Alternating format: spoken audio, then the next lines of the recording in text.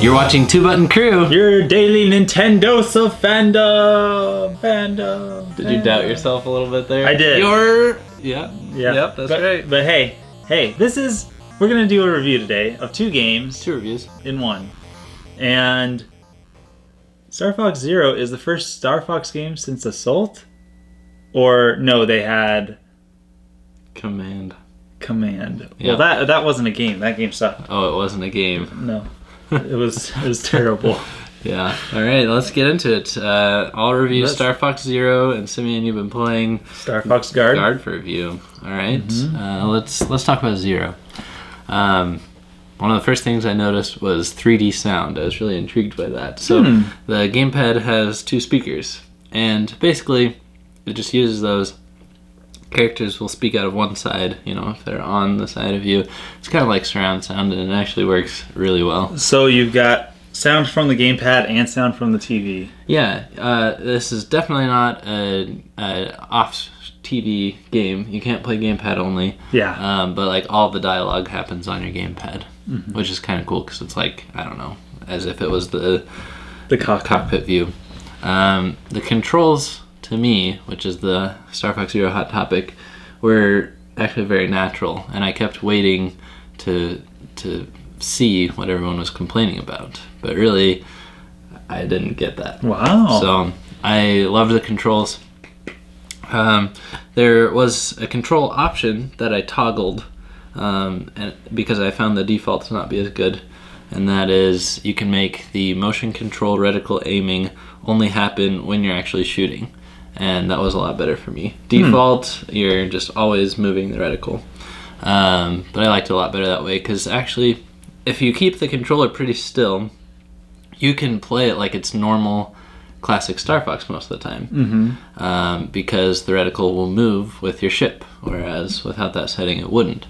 So it's kind of a happy medium. Genius. And if you ever really need to be going in one direction and shooting in the other one, you can do that with the conscious effort of moving your controller, but the rest of the time you can just leave it pretty comfortably in your lap.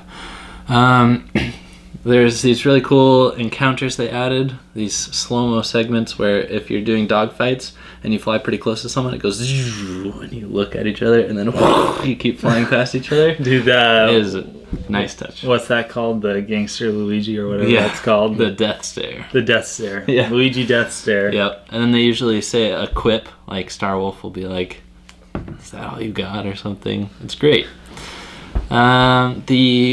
The main thing that I was disappointed by with Star Fox Zero was the secret routes weren't as secret as they were in Star Fox 64. Like in the 64 game, and I guess in the SNES, which I didn't play, you would have to really do a good job finding these alternate paths by maybe shooting a series of suspicious looking things, and then it paid off and you've opened up something. But on this one, it's more like Super Mario Galaxy, how in this game a warp thing will appear in the level select screen. So it's like in Galaxy when one of those meteors, or what was it, like a comet or something? Yeah, the comets. It's more like that, and you just have to go find the warp in each level. So it's not as puzzly finding the secret ones. And then other than that, there's just a lot. The replay value is really good, even though it's the length of what you'd expect from a Star Fox game. There's even more stuff to go back and collect this time, which is really good. So the main new thing they introduced in this game were the different vehicles. So I'll talk about the Gyro Wing. That's probably my least favorite of the new vehicles. It's really slow, but it actually does have good puzzle levels because it's just like all range kind of stealth. You have to fly out of reach of spotlights and stuff, and use the direct eye thing to hack into interfaces and things like that. The direct eye is actually pretty annoying. His voice is obnoxious.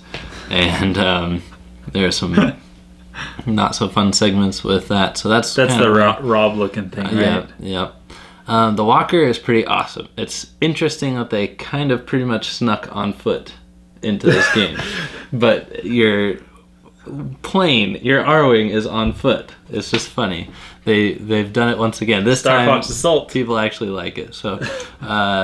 The only complaint about the walker I had is that sometimes it's kind of unclear when you can and can't transform, but you do get the hang of it, and I love the controls in the walker. It's great. It's probably my favorite transformation.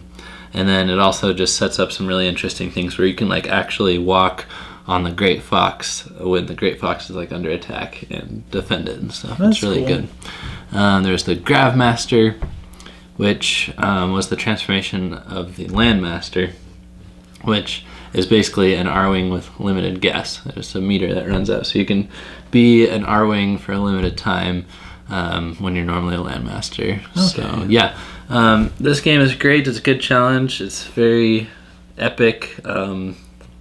It's the story you'd expect, but it has really good presentation, pretty good graphics and stuff. Lots of good action. I felt really excited playing a lot of the levels and finding all the different bosses, fighting Star Wolf and stuff. They did a really good job. So I was mainly disappointed just by actually the lack of multiplayer. Yeah. So I think I'm going to give Star Fox Zero an 8.5 out of 10.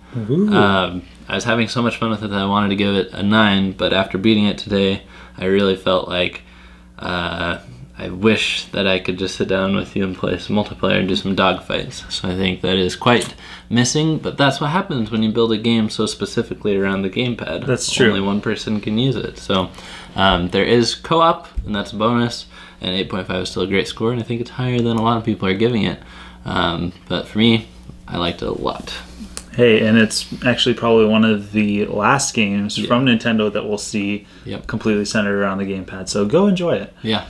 So I had Star Fox Guard for the week, and I played it, and it was fun. So basically the premise of the game is you're working for Slippy's uncle. Grippy. Uncle Grippy.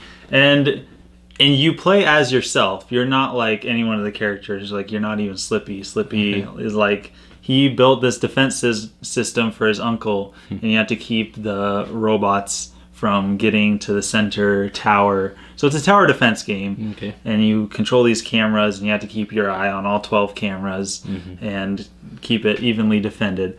So I divided it up between pros and cons. So the pros are, first of all, it's free with Star Fox Zero. So you can't beat that.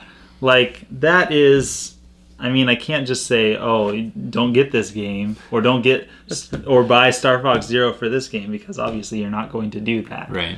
That's nice to pack in with a game that's actually has a pretty short campaign and a multiplayer mode. Yeah. So it's fantastic. So it does have polish. It's not like they just rush this game like, oh, we want to package something with Star Fox Zero. Here's this half-baked tech demo. No, they sure didn't rush it. No. We actually knew about it long before we knew about Star Fox, and that's because it was one of the original tech demos that Miyamoto wanted to make into a game that was shown right along with the Wii U. And it definitely shows. It's not a half-baked game. Very well thought out. The graphics are fantastic. And it doesn't hold your hand either. It actually, like, when you put the disc in, it like drops you into the action. It doesn't explain any controls or anything like that, and it doesn't even expect you to succeed. Oh. Star Fox has to come in and save you by blowing up the place. I don't know how that exactly works, but it doesn't hold your hand. It's not like super difficult, but it has a pretty good pace. It reveals stuff slowly. There's a level up system, like where you can get different kinds of cameras that shoot different things. Nice. I just didn't have the patience to play it long enough to unlock a whole lot of that stuff. So, oh well. And then I made it to one of the boss battles. I only played through the first world because after that I was kind of bored. We'll get to that. Okay. But the boss battle was fun. It was different. I wasn't really expecting it, and it was just really cool. Nice. So the cons are, I sat with Scott as he first started playing Star Fox Zero, and Fox is the announcer, right? Like, he does the narrating of the story, right? Yeah. For the prologue and all that. Yeah. For this game, there's like this weird announcer that isn't any of the characters that just narrates the story, and it's like, is it Grippy? No, it's not Grippy. It's like this weird, random, deep voiced guy. It's like, do they just hire a guy with a deep voice to narrate the beginning of this game for no reason. Maybe it's the guy that says when you go into a level, "Good luck." Maybe, maybe, but it was just a weird thing. I don't know if it's not a terrible thing. The music is not good. The music, it ranges from like annoying to just unmemorable. Like if you're doing like really bad and the robots are closing in on your base, the music is so bad. It's like you want to shoot the robots just so that the music will stop. That's your incentive.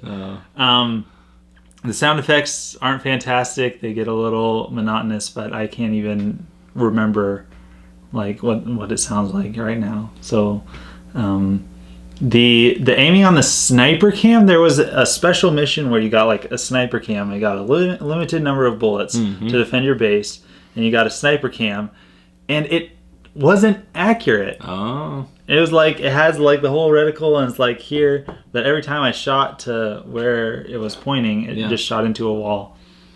I don't know why.